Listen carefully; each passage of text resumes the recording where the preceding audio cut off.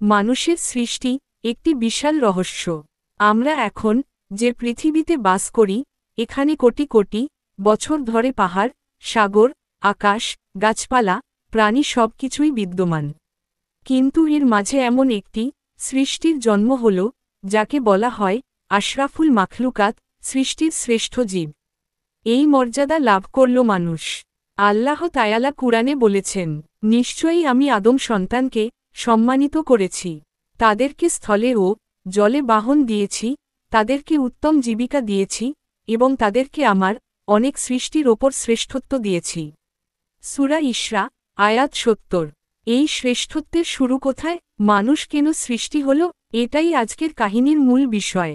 যখন পৃথিবী জনশূন্য, তখনও মানুষ সৃষ্টি হয়নি, তখন আল্লাহ তায়ালা ফেরেশতাদের সমাবেশে ঘোষণা দিলেন, আমি পৃথিবীতে একজন খলিফা সৃষ্টি করতে যাচ্ছি।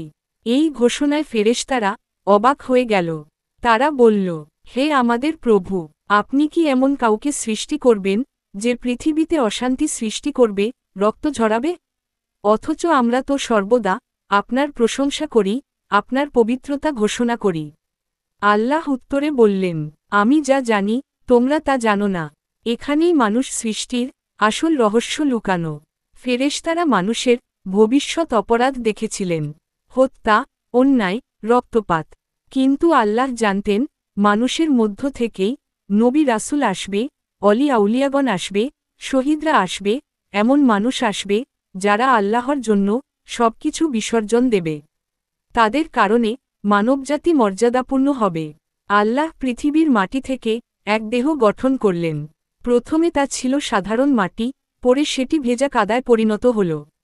এরপর শুকিয়ে শক্ত হল, যেন মাটির পুতুল।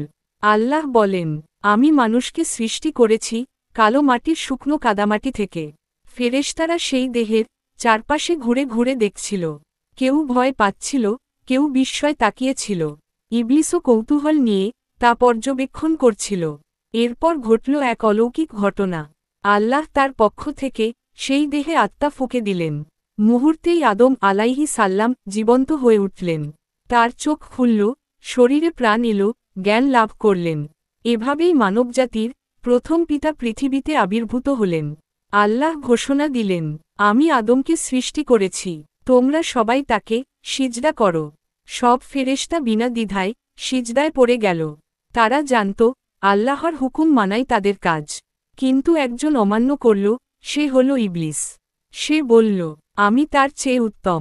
আপনি আমাকে আগুন থেকে সৃষ্টি করেছেন, আর তাকে মাটি থেকে।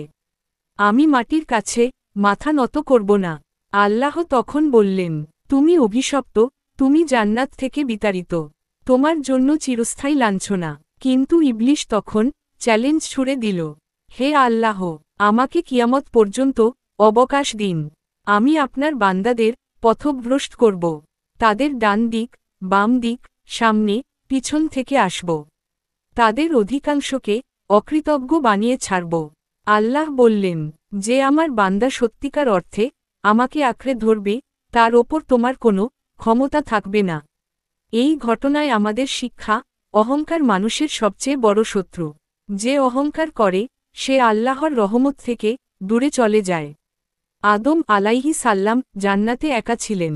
একাকিত্ব তার জন্য ভারী হয়ে উঠল।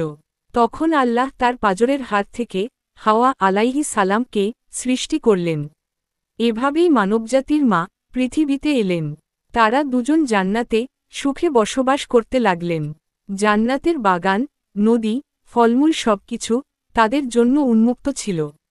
আল্লাহ তাদের নির্দেশ দিলেন, তোমরা জান্নাতের সব কিছু খেতে পারো, তবে ওই বিশেষ গাছের কাছে যেও না।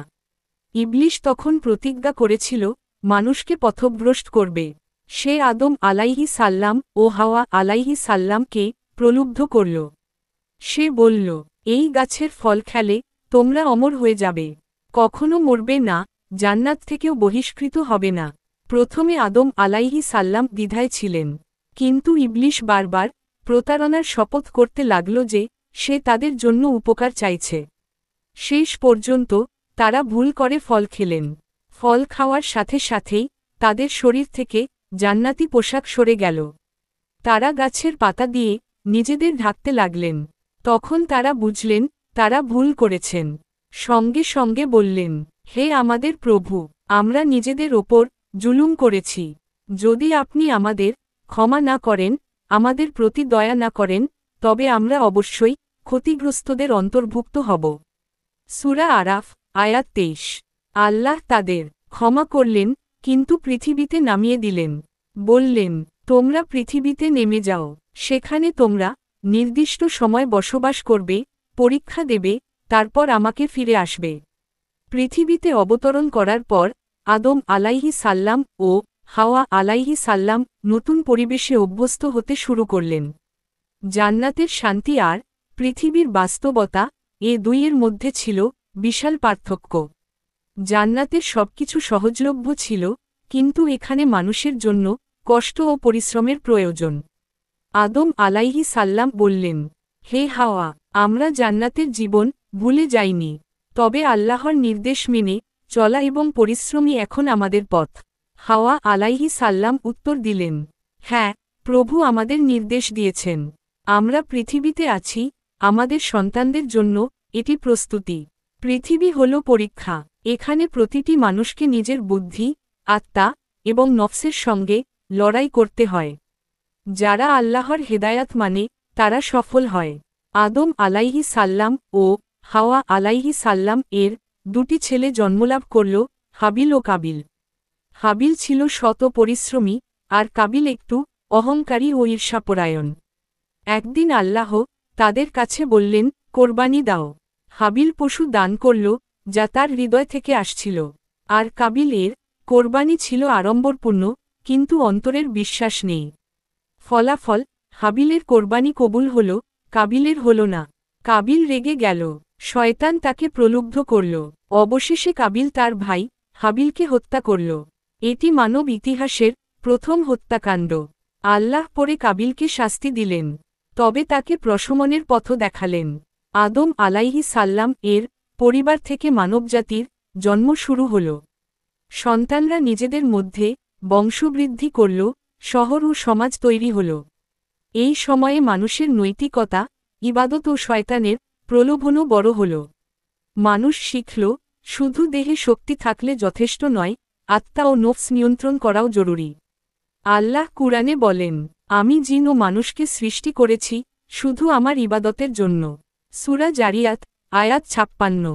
মানুষের মূল উদ্দেশ্য হল আল্লাহর ইবাদত করা, পৃথিবীতে ন্যায় প্রতিষ্ঠা করা, নিজের নফস ও আবেগ নিয়ন্ত্রণ করা, পরীক্ষার মধ্য দিয়ে উত্তীর্ণ হওয়া। মানুষের মধ্যে তিনটি মৌলিক গুণ রয়েছে। প্রথম আত্মা, আল্লাহর পক্ষ থেকে প্রেরিত, যা মানুষের জীবন ও চেতনা দেয়। দ্বিতীয় নফস, অন্তরের প্রবৃত্তি, যা মানুষকে ভালো ও খারাপের মধ্যে টানে। তৃতীয় আকাল, মানে বুদ্ধি, যা মানুষকে সত্য ও মিথ্যা চিহ্নিত করতে সাহায্য করে। নফসের প্রভাব মানুষের চরিত্র ও সিদ্ধান্তকে প্রভাবিত করে। আত্মা শক্তিশালী হলে মানুষ শয়তানের প্রলোভন থেকে রক্ষা পায়। আকাল হল আল্লাহ প্রদত্ত দৃষ্টি, যা মানুষকে সঠিক পথ বেছে নিতে সাহায্য করে। পৃথিবীতে মানুষ বিভিন্ন পরীক্ষা মুখোমুখি হল।